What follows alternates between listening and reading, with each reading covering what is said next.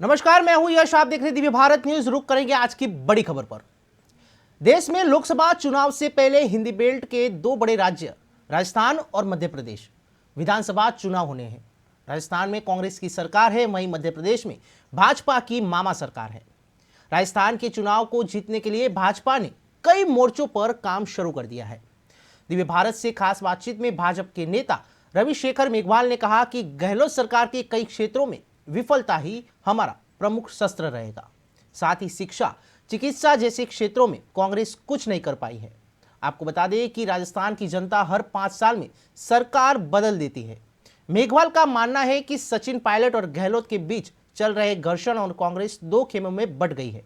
आइए जानते हैं और क्या कुछ कहा रविशेखर मेघवाल ने।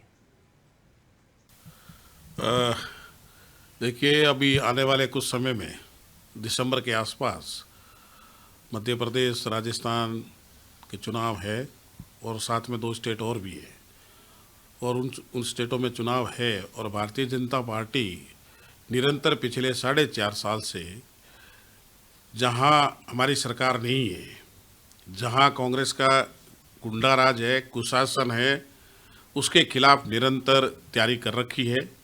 और जहां तक हम राजस्थान की बात करें, राजस्थान का चुनाव दिसंबर 2023 में प्रस्तावित है और उस कड़ी में राजस्थान की जो सरकार पिछली बार बनी थी, हमारे बीकानेर ज़िले में राहुल गांधी जी आए थे और राहुल गांधी जी ने आकर सभी किसान भाइयों को, मैं ये कहता हूँ, और युवाओं को, दोनों को ठगने का एक प्रयास किया था।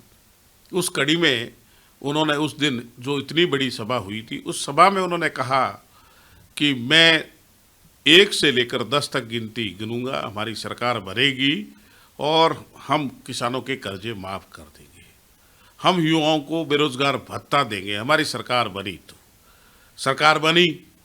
सरकार बनने के बाद में उन्होंने ये कहा, कोई सुध बुध यहाँ आके ना तो राहुल गांधी जी ने ली और ना ही उनके किसी अन्य जो लोग उस मीटिंग में आए थे, उन्होंने ना युवाओं को पूछा, ना किसानों से पूछा कि भाई तुम्हारे साथ क्या हुआ।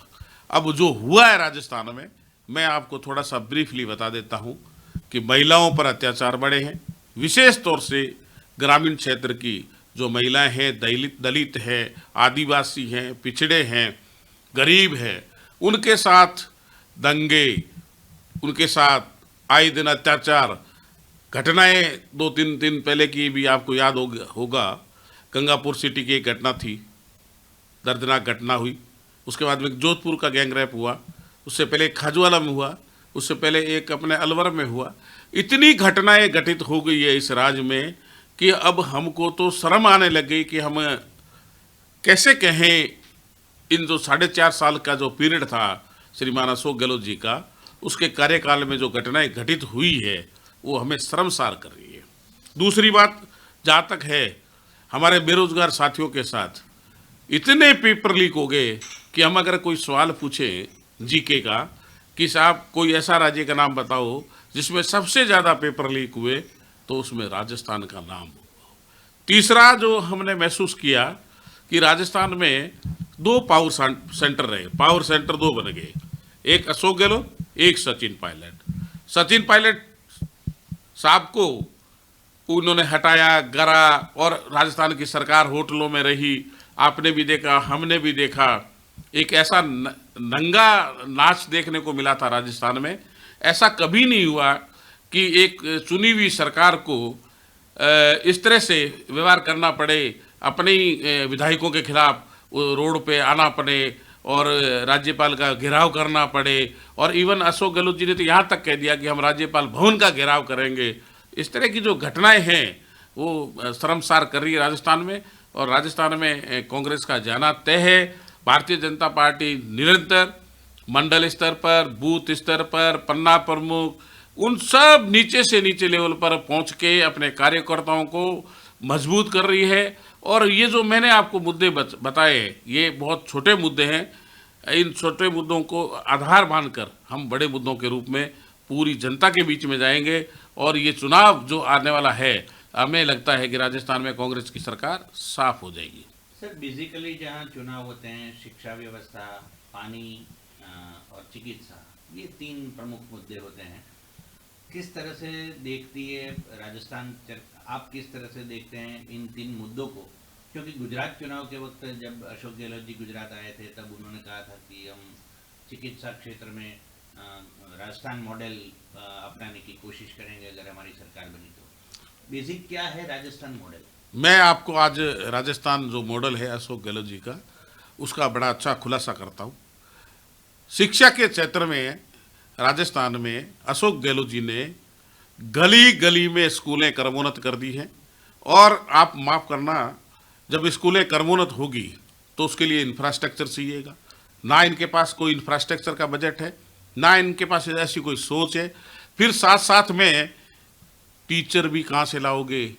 कई कई जगह ऐसी स्थिति है हमारे राजस्थान में, हमें नहीं कहना चाहिए कि पीटीआई जो शारीरिक शिक्षक है वो इस स्कूल में प्रिंसिपल का काम देख रहा है। और उन बच्चों के साथ क्या राजस्थान की सरकार खिलवाड़ कर रही है, ये बड़ा आने वाले समय में मुझे तो ये लग रहा है कि जो दलित है, जो आदिवासी है, जो पिछड़े हैं, जो प्राइवेट स्कूल में बच्चे नहीं जा सकते, उनके साथ कितना बड़ा अत्याचार कर रही है। और उनको मैं ये कह रहा हूं कि वो चाहते हैं कि ये लोग ना तो पढ़े, ना लिखे और ना आगे जाए। और रही बात चिकित्सा मॉडल की, जिस चिकित्सा मॉडल की ये बात कर रहे हैं, अगर ये चिकित्सा मॉडल अच्छा होता तो राजस्थान में जब बिल लेकर आए तो राजस्थान के सबसे ज़्यादा लंबी हड़ताल डॉक्टरों की रही और डॉक्टर सड़कों पर आ गए। कॉन्फिडेंस होता है, विश्वास होता है, सरकार और डॉक्टरों के बीच में एक विश्वास लेकर अगर कोई काम हम नहीं करते हैं तो उसका नुकसान और खामियाजा आम 15-20 दिन तो हड़ताल रही, उस दौरान किसी की डेथ हो गई, किसी के कुछ हो गया, किसी को इलाज नहीं मिला। कौन है दोषी उसका? अशोक गहलोत जैसा दोषी आदमी इस कुर्सी पर बैठा हुआ है चिपक के फेविकोल के साथ। मैं तो बहुत निंदा करता हूँ। कोई मॉडल नहीं है, कोई दवाई नहीं है, सीएससी खोल दी, सीएससी नर्सिंग स्टाफ नहीं है, ना नर्सिंग स्टाफ है तो वहाँ मेडिसिन नहीं है, और मेडिसिन है लोग आते हैं तो वो जाते नहीं हैं, उनके डेपुटेशन है। गांव में सीएससी खोल दी लेकिन कुछ नहीं है वहाँ। वहाँ गाय बैल गधे सब लोग उसमें बैठ के मतलब छाया ले रहे हैं। रविशंकर साहब, हर 5 साल में सरकार बदल देती है राजस्थान की जनता। इसका कोई मनोविश्लेषण आप अगर कर पाए तो कि क्या वजह होगी? राजस्थान में पिछले कुछ समय से लगभग ये 89 से लगातार बदलता, एक बार कांग्रेस, एक बार बीजेपी। भाजपा ने अच्छा काम किया हर बार, लेकिन किसी कारणवश लगातार सरकार नहीं ला पाए। लेकिन इस बार हम ऐसा प्रयास कर रहे हैं कि ये जो एक बार इधर एक बार इधर, इसको रोकने का पूरा प्रयास करेंगे। इसके लिए जनता में ऐसे काम करेंगे जो जनता को लंबे समय तक याद रहे और लंबे जनता का विकास हो, और जनता को जो मूलभूत सुविधाएं हैं, चाहे गांव की हो, चाहे स्कूल की हो, चाहे हॉस्पिटल की हो, चाहे पानी से संबंधित हो, उन सबको पूरा करने का प्रयास करेंगे। ये हमारा विचार है भारतीय जनता पार्टी का, जनता का जनमत है। सर, सचिन पायलट कितना कारगर रहेंगे? आपको लगता है कि ये ऊपर का जो पानी है सतह पर, ये अभी शांत है पर अंदर उबाल चल रहा है? हो सकता हो कि चुनाव के महीने भर पहले सचिन पायलट भाजपा के खेमे में आ जाए, जैसे सिंधिया जी चले गए थे। सचिन पायलट जी के बारे में तो मैं कुछ नहीं कहूँगा, क्योंकि देखो सचिन पायलट जी का अपना विचार है, वो कहाँ रहते हैं, इधर जाते हैं या उधर जाते हैं। लेकिन कांग्रेस की जो पावर सेंटर है वो बढ़ गई, दो भागों में है, और एक तरफ अशोक गहलोत है। अशोक गहलोत जी को एक मुख्य एमएलए ये कह देता है कि आप ये मेरा काम करो, चाहे वो गलत हो, चाहे अवैध हो, चाहे किसी भी तरह का हो, नहीं तो मैं सचिन पायलट के बारे में चला जाऊंगा। वो इतने डरे हुए हैं, उनको शायद रात को सपने में भी सचिन पायलट दिखते होंगे।